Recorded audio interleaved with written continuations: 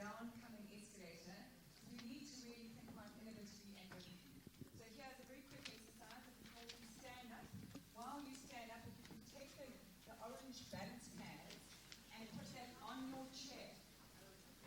So the balance pad on your chair, on the seat of your chair. You don't have to take it out its cover, but if you have, that's also just fine. Right, so motion. We all need to be upstanding if that's okay. Right, we're going to do together, very mindfully and very quickly, that's a new word, quickly, 10 chair squats. So Celine's going to show you. Can you jump up on the stage? Oh, am I? Yes, there you go. Okay, I suppose I could also jump up on the stage. Right, that's it. Knees straight, our weight over both our feet, and shall we go? Let's go together. And 10, 9, I'm not seeing everybody do it. 8, not a lot. 7, looking good. Don't sit. 6, sir, you sitting. 6, 5, looking good. 4, looking good. 3, excellent at the back there, right? 2, 2, and 1. Very nice. Before you sit down, look at your colleagues in the industry. Do you see a lot of white teeth? A few smiles? So let's make sure that I see a yawn over there. Lawn, that was not good. Right, so we need to make sure that we are energetic in this industry.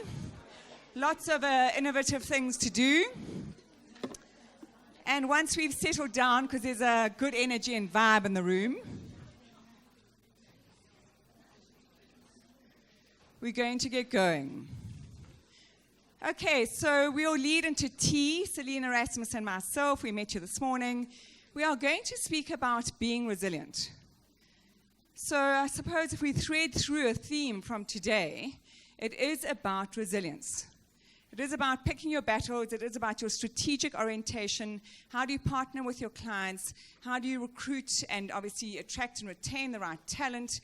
There are many, many challenges you are facing. And resilience is one of the abilities in order to navigate these turbulent times.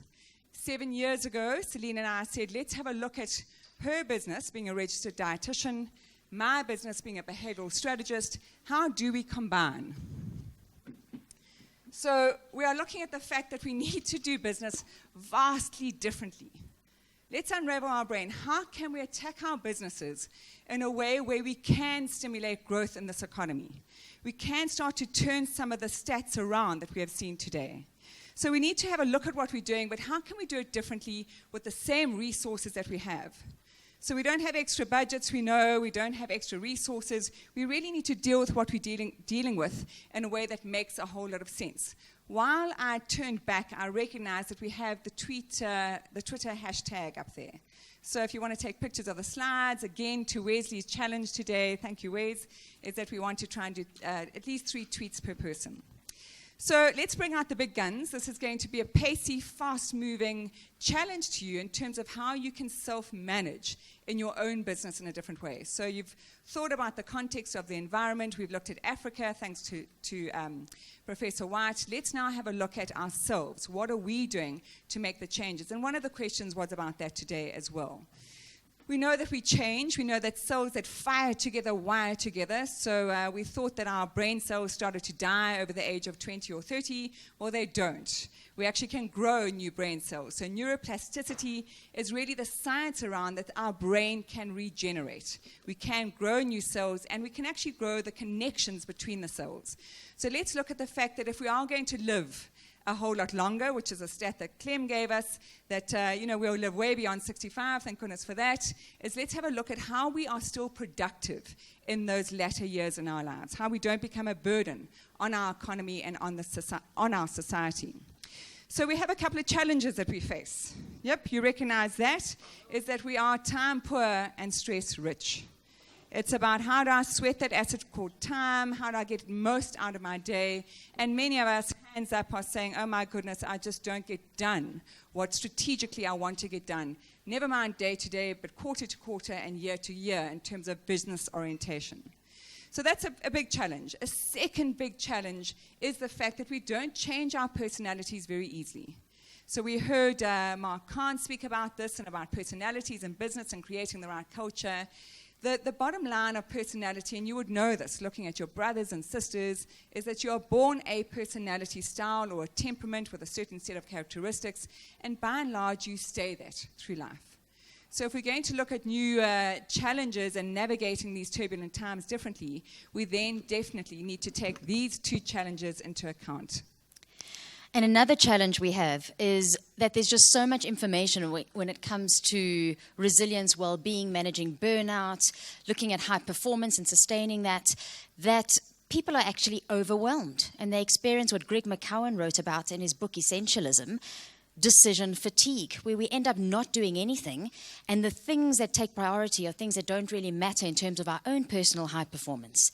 And so Joni and I wake up every morning because we share the same vision, and that is to help high-performing individuals shift from feeling tired, stressed, and sick, because we become sick when we're tired and stressed for long enough, to rather feeling energized, balanced, and more well. And one way to do that is to get through all this clutter, all this information. Sometimes there's so much that it seems contradictory. So we end up not just doing nothing at all, but we sometimes have this knee-jerk reaction, which really doesn't serve us and can sometimes be damaging and certainly not sustainable. And so what do we propose as a way to manage our energy? Because we know that energy management is the new way to manage stress. It needs to be. The commodity of time is finite. We have 24 hours a day or 60 seconds in a minute, as we heard, and no more. Yet we do have a resource, and that is energy that is renewable. So we can look at how can we master energy better in such a way that we can build resilience and manage ourselves and be the best talent we can be, and then also build the industry. Tony Schwartz, who wrote a paper for the Harvard Business Review, spoke about the performance pyramid, which took a look at different dimensions of energy and performance. What I'd like to highlight is we invest generally a lot of energy, time, resources into building IQ and EQ. But Joni and I, thank you. Reaffirmed. But actually, it doesn't matter what IQ and EQ you have. You can be incredibly talented and skilled and have wonderful expertise. None of those talents or attributes or strengths will operate at optimum if you don't have the basic energy to get out of bed in the mornings, or the ability to bounce back after a stressful week or a stressful month or some personal trauma.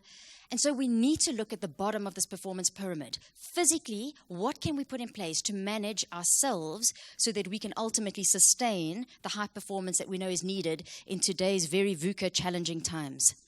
And so a framework that Joni and I use that provide a practical solution for those challenges of being time poor, stress rich, that we don't change easily, that there's a lot of information and decision fatigue out there, and that is the FAB Quotient.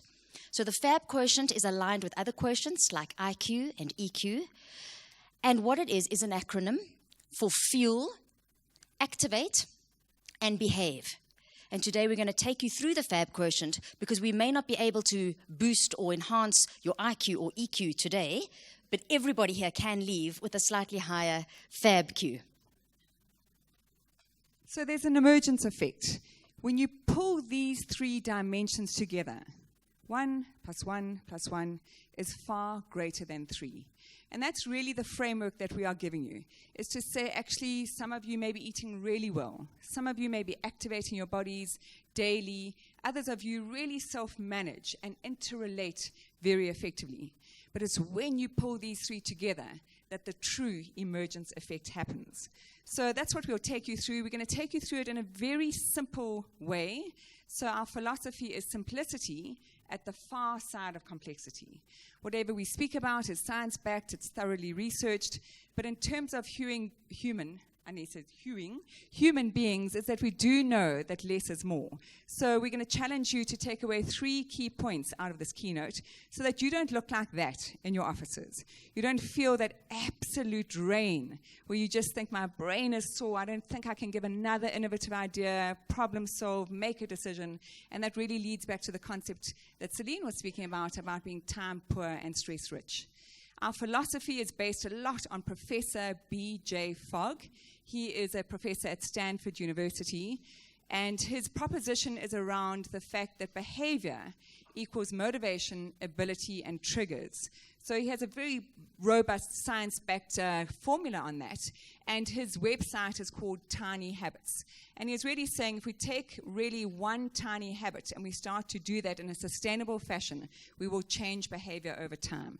So that's what we're going to give you is 3 tiny habits today. You may even pick one of the 3, one out of F or one out of A or one out of B to take away today and start to live life slightly differently so that this energy crisis that we're facing as individuals, we can start to address. And so we're going to start with the first part of the FAB Quotient, which is fuel, my area of passion and expertise. I'm really intrigued as to how we choose to fuel ourselves and not only how that manages our body, but also our brains. Sadly, though, a lot of us today spend most of our days from our necks up, and we seem disconnected from our bodies. So perhaps for the next few seconds, can I ask you to wriggle your toes? Can you feel your toes? If you want to, you can kick off your shoes again, touch the ground. Because often when we're disconnected from our bodies, we don't listen. And our bodies whisper to us. And if we ignore the whispers, eventually they can become very loud shouts. And then things start to go horribly wrong. And that's often when we see individuals who have sadly given up their health while building wealth for themselves or for the organizations that they work for. And no amount of wealth can always buy back good health. So we need to leverage the two together. So if I asked you the question, do you have a strategy around the way that you fuel your body and your brain? How would you answer? Do you have a strategy? That means you've got some kind of plan, perhaps with some milestones and timing associated to it. I see about 3 nods on this side of the room. So the rest of you, would your strategy look a bit like this? Do you get up in the morning and there's morning madness, so you skip breakfast, grab whatever you can get your hands on, back-to-back meetings, so back-to-back cups of coffee, skip lunch because there's no canteen, have a snack in the afternoon, and by the time you get home, it's really late. And you eat your biggest meal that time at night, and I've left out the vino before and the chocolate after. Can anybody resonate with this strategy? Sure, a lot more nods and smiles. So if you can resonate with parts of this, we're not going to go into the nutritional impact. This is not a health discussion. If it were a health discussion, I would mention that these kind of behaviors, because we are time poor and stress rich and compromising on things such as how we choose to fuel our bodies, is increasing a process called inflammation in our bodies, and that is the first step towards aging and chronic disease. So chronic disease like diabetes, heart disease, and hypertension, Alzheimer's and certain cancers account for about 80% of all morbidity and mortality today. It's affecting the younger and younger workforce. It is not just people that are retired and older that are experiencing this. So we're not going to have that discussion because that's not sexy. People don't change their behavior today. You don't say no to the velvet cupcake because of a risk for diabetes generally. A lot of us are more driven by immediate gratification. So one point of immediate gratification is that if we have a better strategy, we can manage our energy today. So it is possible for us to have the same amount of energy at 8 p.m. as we do at 8 a.m. on most days, even if you're a high-performing individual. Why is that? Because the food that we eat provides us with fuel. In this case, however, if this is your strategy, this is what will happen to your source of fuel, which is your blood glucose. Your blood glucose will roller coaster. You'll have periods of time where it dips, where it spikes, and lots of variation in between, which is quite harmful to the body. What happens when your blood glucose drops? Has anybody had that recently? Perhaps today, if you rushed to get over here to the Indaba, maybe you didn't have breakfast and you ended up just grabbing a pastry or a cup of coffee, you probably, at around about 10 o'clock, experienced hypoglycemia, low blood sugar. What happens? Energy drops, you get tired. We know that. You may even get a bit shaky. Confusion. Who said that? Brilliant. Thank you. Why we get confused is because this organ this 4 kilogram or so universe that lives on top of our, 4 pound, 2 kilogram universe that lives on top of our shoulders is very sensitive to fluctuations in blood glucose. So when your blood glucose or blood sugar drops, there's a part of your brain that gets triggered. It's the same area that gets triggered when you feel incredibly stressed, the fight or flight response, or the reptilian part of the brain. We simply call that your lizard. My lizard, by the way, has a name, Cammy, and an outfit, and we have conversations when she comes out to play. Because there are sometimes triggers, but there's some triggers that are preventable, like this one. So when your blood sugar drops and your lizard comes out to play, what he or she can do is hijack your wizard. So the prefrontal cortex, the front of the brain, is where our ability to perform functions like problem solving, creative thoughts, focus, get pushed aside when the lizard is triggered. So we don't want that to happen. Certainly not. What happens when our blood glucose goes too high? Well, that's one of the first steps towards diabetes. We had that discussion, heart disease and hypertension. So we can see this fluctuation in our source of energy is really not serving us. We want to try and stay and keep it quite constant within the performance zone, not have these dips and highs. And the most effective way to manage that is to look at how you feel your body, what you choose to feed yourself. So what kind of strategy would we recommend for managing your energy physically, which then supports you mentally and emotionally? Something like this. And perhaps at this point, I do need to mention, I have just had the wonderful opportunity to spend the month of May in Paris. And I did drink up. If anybody followed me, I know Wesley was there on Twitter, you would have seen the champagne campaign, as I called it. And any opportunity I had, I would have a glass of bubbly. I also enjoy macaroons and good food. I have French heritage, which is why I've wanted to spend some time there. I'd also like to deliver the work that we do in French in Africa. I think there are some great opportunities there. Why I mention that is because Joni and I are not purists. We don't believe in doing things 100%, because what happens then is we set ourselves up for failure. And so many of us do that. We do nothing about our health, and then we decide on a Monday that we're going to try and change a whole bunch of stuff at one time. And so Monday morning, everything's planned, and you've got water, and you're not going to have more than 1 cup of coffee and no wine till Friday. You're going to try and get to the gym. If you're lucky, Monday goes well. What happens by Tuesday? Something. A meeting runs late, or there's a traffic jam, or you forget your low GI lunch pack at home. And then you decide, you know what, I've got this great conference with APSO this week. The family are coming over. Saturday, there's sports on. Sunday, we're going to braai. I'm just going to relax and enjoy this week, but I'll start again on Monday. We can't do that. So if we want to sustain high performance, we need to approach life perhaps using the 80-20 principle. So 80% of the time, this is what we recommend that you try, and generally we find that it works well for us and for the hundreds of thousands of individuals that we spend time with. Have a balanced breakfast within 2 hours of waking. If you want some ideas around that, be sure to contact us. I've written a recipe book, and our second book has also got loads of ideas. You've got to stock up your environment with the right kind of snacks for stamina. I don't always get a chance to eat lunch, but I often am really grateful that I've got those snacks. If you ever spot Joni and her big, beautiful handbags, she always has biltong, nuts, dried fruits, or some of the latest little date balls that she's found at Fresh Earth. So she's always got a good stock of food on her. Particularly in the late afternoon is a good time to think about strategic snacking, because that's when our energy drops and when our prefrontal cortex, our wizard, sometimes needs a boost. So rather than grabbing another cup of coffee, perhaps you could grab a snack that can help you to then not always eat your largest meal late in the day. This is one way to help strategically balance out your source of energy, and that's the best way to manage your energy physically, mentally, and emotionally. So if we are suggesting that you snack for stamina, the first thing to do is to keep snacks on hand. That doesn't mean every day you have to worry about this, but rather once a month, stock up with the right ingredients. If you would like people to deliver snacks to your desk, there are clients like Fit Chef and Eat Right Foods that do that. It doesn't have to be difficult or require a lot of extra effort. If you're going to be out there buying your own snacks, I hope that you're reading labels. Are you reading food labels? There's a lot of information there for us. Perhaps a lot can be overwhelming. We don't want to create that decision fatigue. We just recommend that you look at 2 things, is to manage the portion size, so have an understanding of the kilojoules. That's the amount of energy that you get from a snack. Ladies, 500 kilojoules, gentlemen, 750. And then to take a look at the list of ingredients and try and avoid sugar as much as possible. We've heard a lot around sugar, and There's quite a few different names for sugar, about 50.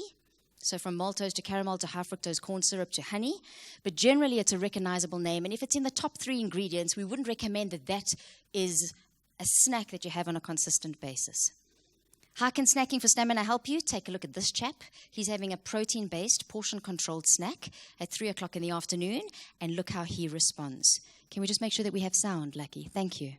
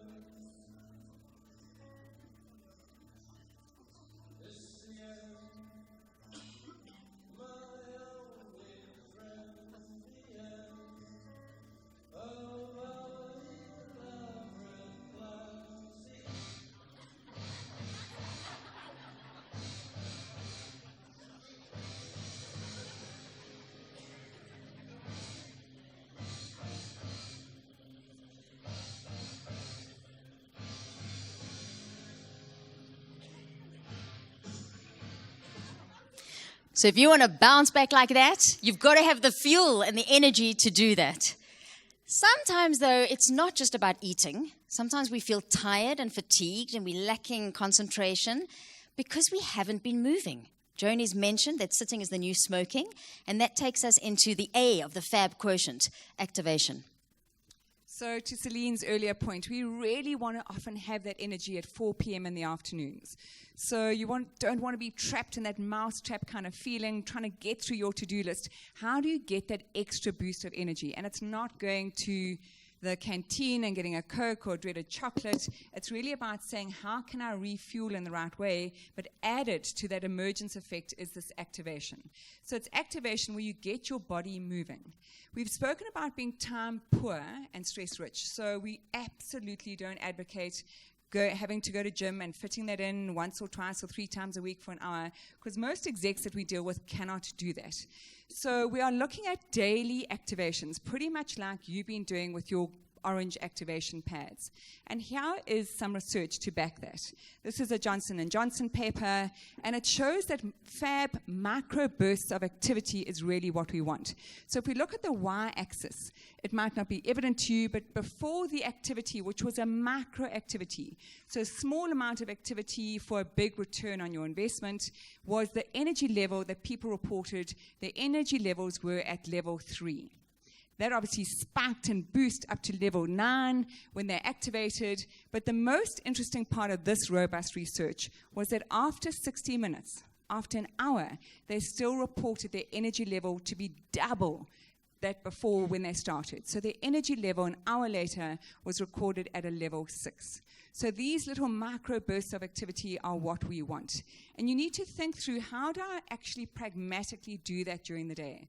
So what we are proposing with corporate teams, they're having long board meetings, long team meetings, is to actually splice it up where you are activating your body. And yes, you may be able to develop this wonderful culture and fierce and energy and dynamism in your team, but maybe your corporate culture doesn't allow that. So maybe you can do squats, maybe you can't. But even if you can't, what about just setting your watch or your cell phone to go off 5 minutes to the hour every hour? And this is really what the World Health Organization is proposing, is that gone are the days where we're saying we need 40 minutes of activity 3 times a week. We need daily activity. So inactivity is leading to incredible mobility rates around the world. We are certainly getting bigger because we're eating more, but we are getting bigger because we are moving less. So our proposition to you is to have these FAB macrobursts of activity, and that habit is difficult to get into, but when you start doing it 3 or 4 or 5 or 8 times a day is what we're proposing, is that you absolutely, it will just become a routine. And maybe it's standing to take a phone call, maybe instead of sending that email, you walk down the corridor or go to the next building. Maybe at lunchtime, you don't go to the canteen. You've got your low GI packed lunch, and you go and sit in a garden somewhere.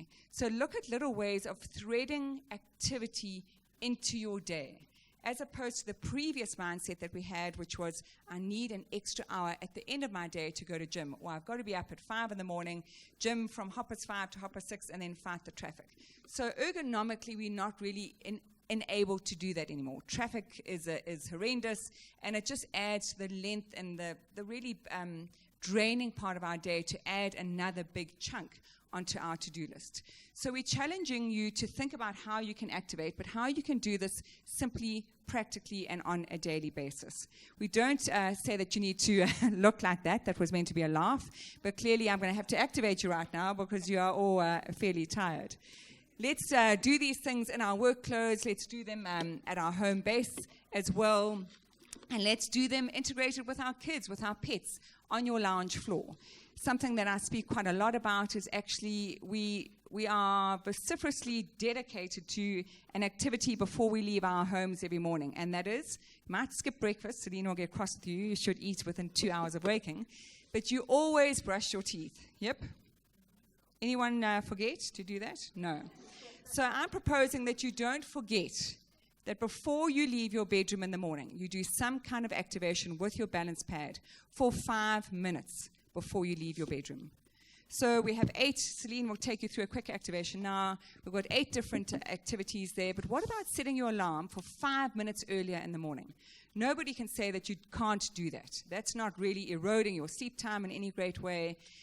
Really think about how you can weave this activation in so it's actually done and dusted by the time you leave your front door in the mornings.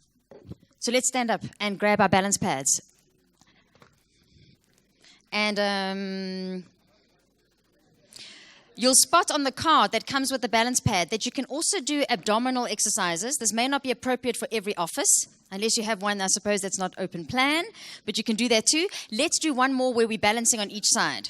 So if you'd like to kick off your shoes, you can. Any opportunity to get out of heels, I take. And let's start with the left leg. So balance with your left foot in the center of the pad. And then you're going to scoop your right foot forward and back. If you can, as you kick your leg back, squeeze your butt, your glute a bit, so you get an extra workout there. So let's do that 5 times. So hover your right foot just above the ground. That's about 3, 4. Try and balance without holding anything. 5, squeezing. Excellent. Next side. Right foot. And let's go forward and back. Squeeze. 5, 4.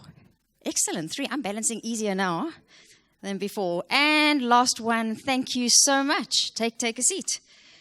So take these home. Use them. Put it next to your couch. Don't watch more than an hour of TV before doing it. Take it into the office place. This is, again, something that we're challenging you to do. And we would be very happy to share something with you that we've designed. And it's called Fabergize Your Meetings. So at tea time, if you'd like to meet us at our exhibition stand, give us your business card. We will send you an outline of how to integrate the Fabergize Fab microbursts into your meeting. So please come and see us, and we will very happily share that with you. In addition, what we do have on our stand is a very desk. So coupled with the thought that actually we really sit too much, how many of you suffer from lower back pain or any kind of back pain? So quite a few people, and that's because we sit an hour commute in our car to work, 10 or 12 hours at our desk, and an hour commute back. We sit far too much. Our bodies are not ergonomically designed for that. So come and have a look at the very desk, which elevates up if you want to stand and work in 3 seconds, and you can push it down. So if you stand for half of your week working, so let's say you stand for half of your day, every day for 5 days, you're going to burn an extra 650 calories. So for nothing, you're going to burn some calories. But not only that, in terms of getting this fresh oxygenated blood to your brain, you will find that you think more clearly and that you are more focused. I challenged myself a month ago. I had a hamstring injury before training for comrades, and I built a makeshift standing desk in my office. I cannot tell you how productive I've been, and I've loved it so much that I sought out VeriDesk and said, look, there must be a better way of doing it than a plastic box with a whole lot of books on top.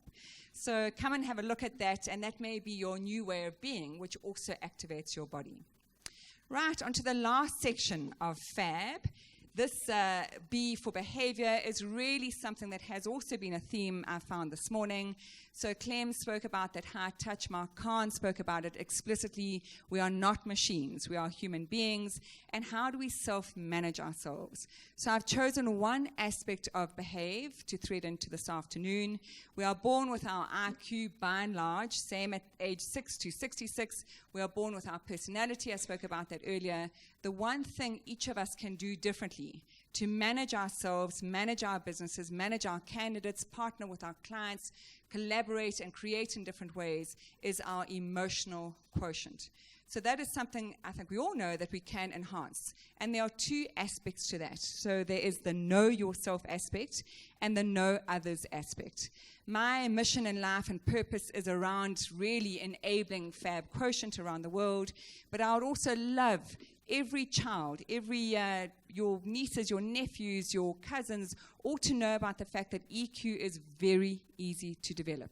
We always think that this is a complex subject. Let's distill it down to its 5 pillars. And I hope from this afternoon you will tell your significant others and certainly your kids and start to think about how you enable this daily in your life. So let's have a look at how we develop the very first pillar of EQ, which is self-awareness. So if you're thinking about playing to your strengths, harnessing what you're doing, and living purposefully and mindfully, you need to think about what are my strengths? How do I become self-aware and play to those strengths? Using Jim Collins's good old analogy of the bus, we need to make sure that, and you would all know it being in the recruitment industry, how do we sit in the right seat on the bus?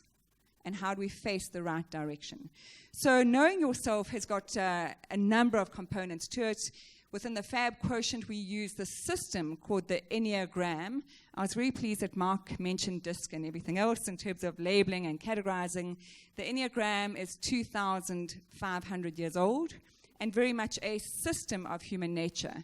So you can certainly find this in our book as well, having a look at the fact that we are born one of these 9 types, but we use the other 8 types in how we relate to others, depending on the task, the people, the challenge that we are facing. So have a look at this type of system if you want to play to your strengths and really get to know yourself in a greater way. The other 2 components of interpersonal skills are how do you self-regulate? So for the quieter personalities who need to step up to the plate in a meeting and make themselves heard. So many of the people that we coach, individuals and teams, can say to us, gee, I have those ideas, we have robust discussions in our meetings, but I don't find the airtime to say what I want to say. So quieter personalities need to self-regulate, step up to the plate and make themselves heard. More assertive personalities self-regulate in a different way. They've got to step back, zip it, bite their bottom lip until it bleeds, and actually start to listen actively to what's being said and what's not being said. So self-regulation is a big topic, but it is the second pillar of our emotional quotient. The third, when we come to understanding self, is what gives you juice in your tummy. How do you self-motivate? Do you wake up in the morning really gung-ho about what you're doing? Do you know that you're making a difference? Do you contribute? Do you know that you are in that right seat on the bus? And if you're not, please hop off the bus, try something different. We don't know when life's going to take us away in a couple of seconds. So our emotional quotient is an enabler that we play to our best and we play to our strengths. I often use this analogy. We are really walking this journey called life. And if we're walking this journey called life, past the holes in the road, the big boulders, along the detours, we need to have 2 strong legs. So the one leg is certainly knowing yourself in these 3 dimensions, and the other leg is knowing others. How do I understand that there are other personality styles? That manager there on your right is dealing with a team that looks vastly different from one another, just in terms of their non-verbal body language. So how does she get the best out of them? How does she get them to collaborate? There are only 2 aspects to the know others that we really need to take into account. The first is what we call empathy and understanding. That's very different to sympathy. Empathy is really putting yourself proverbially in the other person's shoes. What is making them tick? Why do they seem to want to take control and get really assertive and it's my way or the highway? Is there something driving that behavior? And there is, of course there is. There are fears driving our behaviors.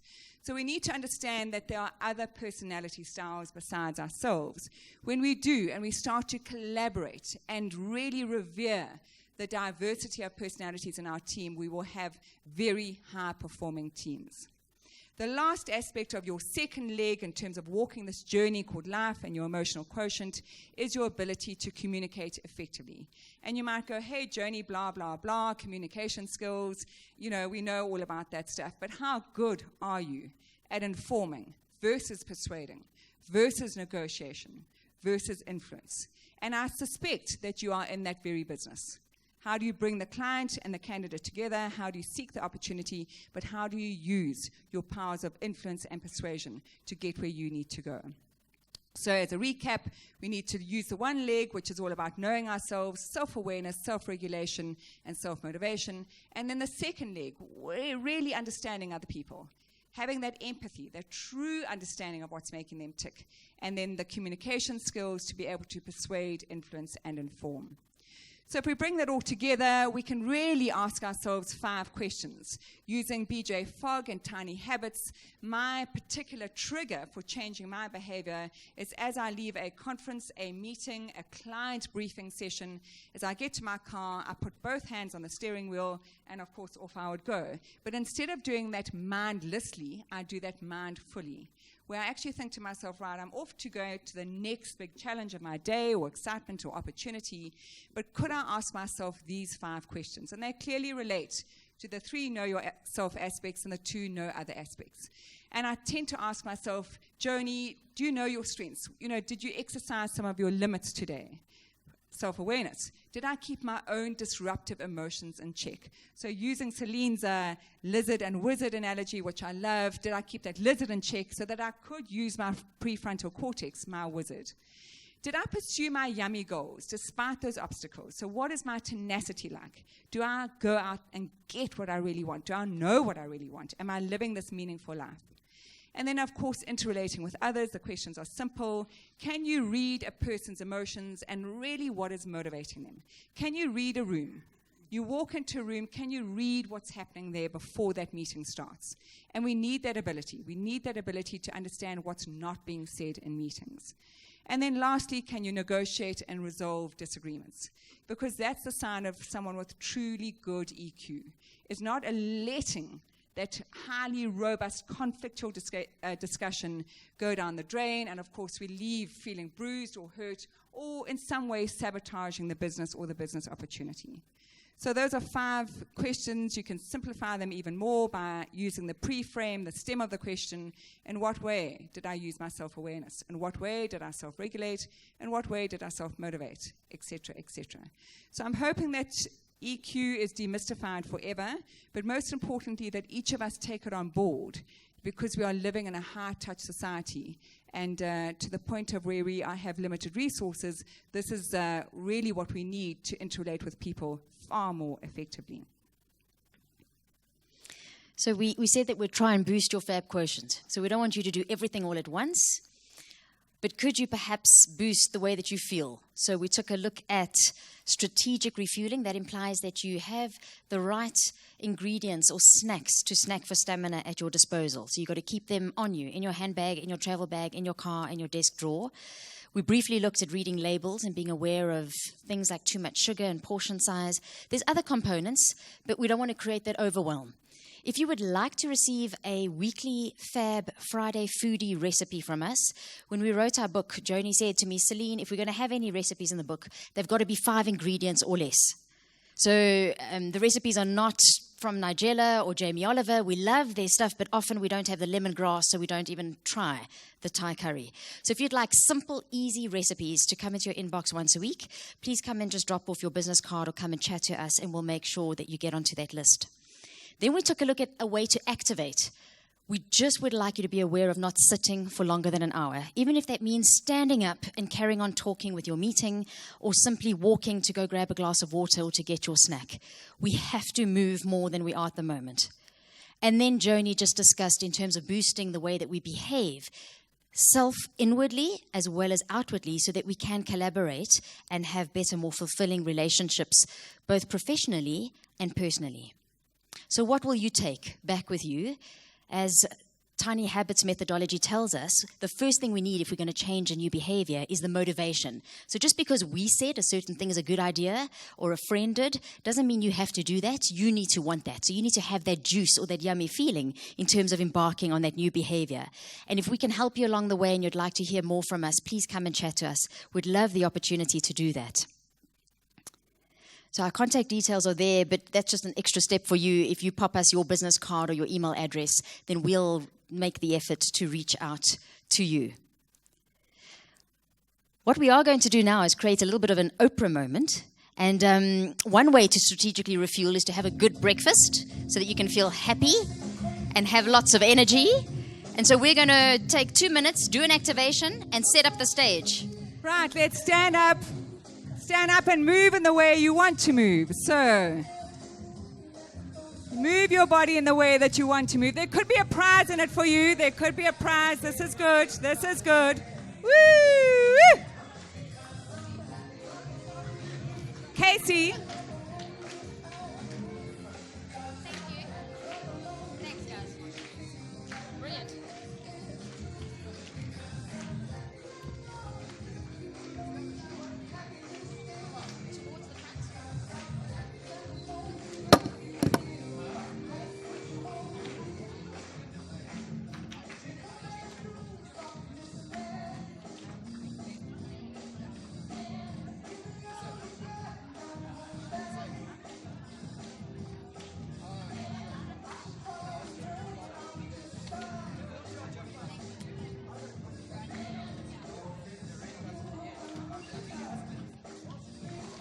Okay, nominate someone to win a prize. Who needs the prize?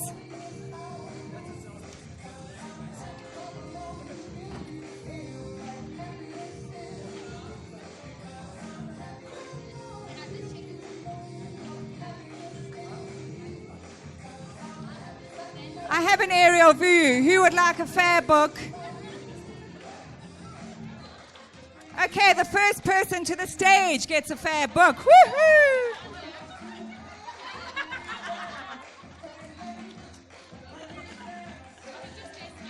Good.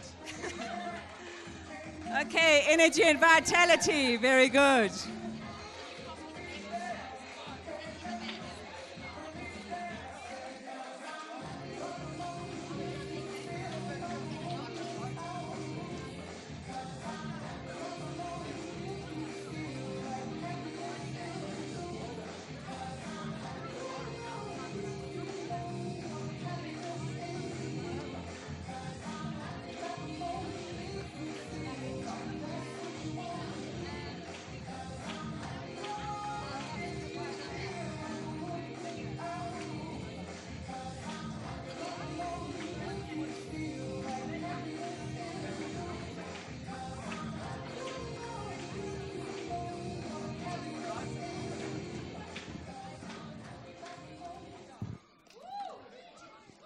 Well done.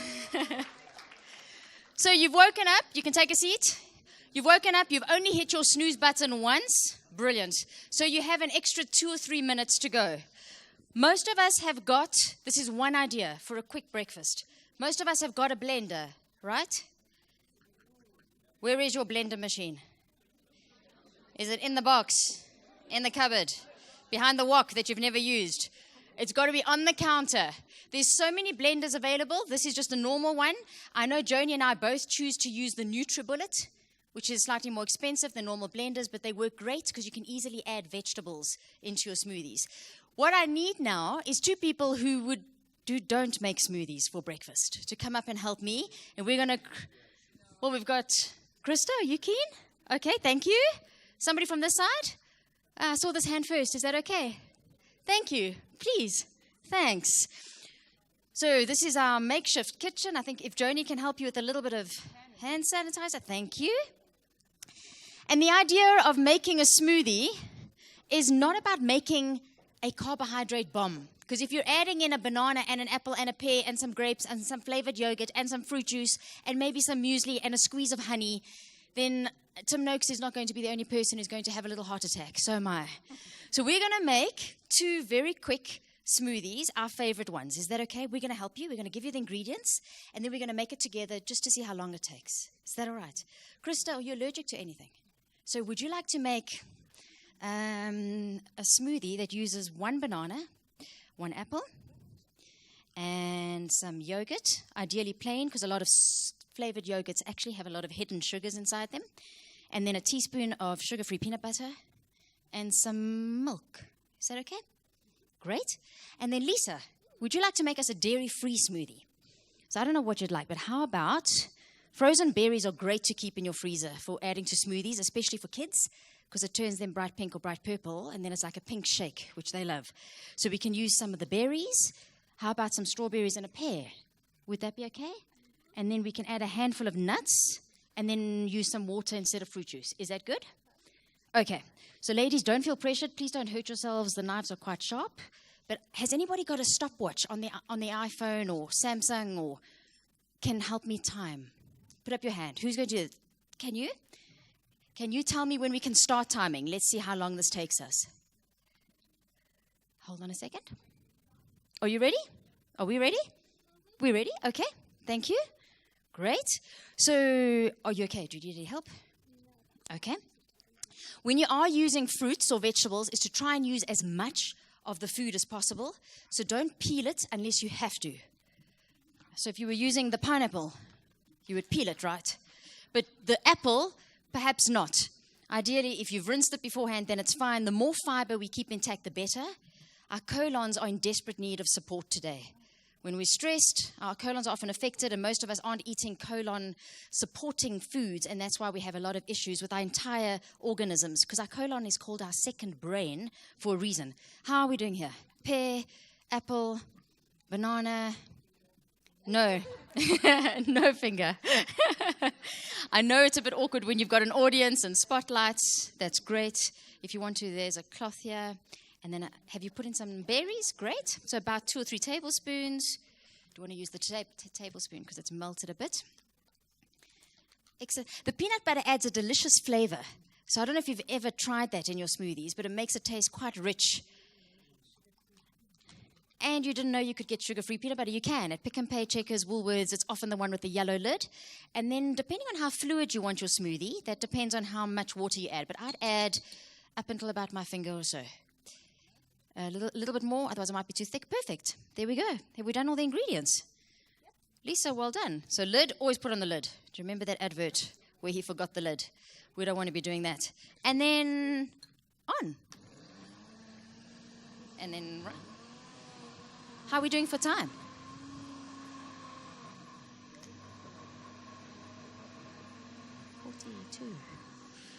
There we go.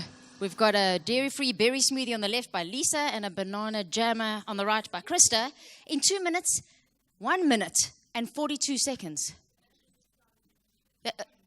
So it's now 1:58. So it's taken us 2 minutes. So now what we do is we're going to taste them. So, because I'd like you two to taste each other's. Do you want me to pour that out for you? We haven't paid you anything, so be honest. Would you have this for breakfast?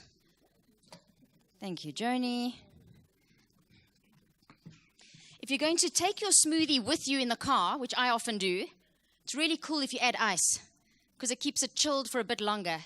Then you pour it into one of those large containers with a wide nozzle and travel with it up the N3 or the M2 instead of doing the white knuckle thing that everybody else is doing. Lisa, have you tasted the banana smoothie and your own? Let us know what you think. Thanks, Krista. Joni's always wanting to eat. Really?